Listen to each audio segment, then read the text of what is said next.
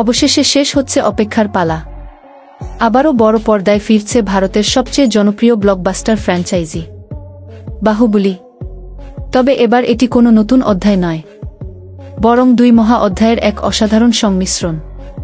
Baahubali the epic. প্রখ্যাত পরিচালক S রাজামৌলির হাতে তৈরি এই ম্যাজিক আবারও থিয়েটার কাঁপাতে আসছে এবং মুক্তির আগেই শুরু হয়েছে অগ্রিম বুকিংয়ের রেকর্ড ভাঙার মহাযাত্রা। এই বিশেষ সংস্করণের দৈর্ঘ্য হবে প্রায় 3 ঘন্টা 45 মিনিট।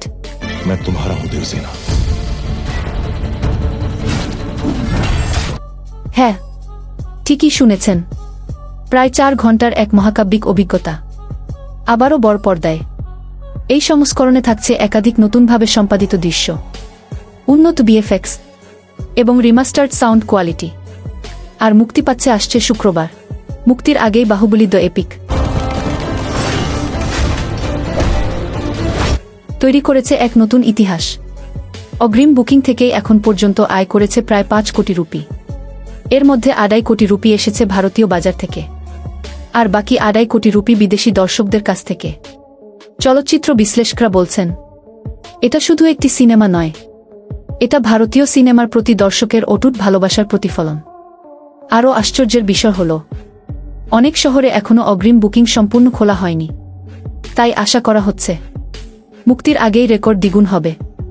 বাহুবলী মানেই আবেগ, ঐতিহ্য আর ভিজুয়াল গ্র্যান্ডনেস, যে ফ্র্যাঞ্চাইজিটি ভারতীয় সিনেমাকে পৌঁছে দিয়েছিল আন্তর্জাতিক মানে।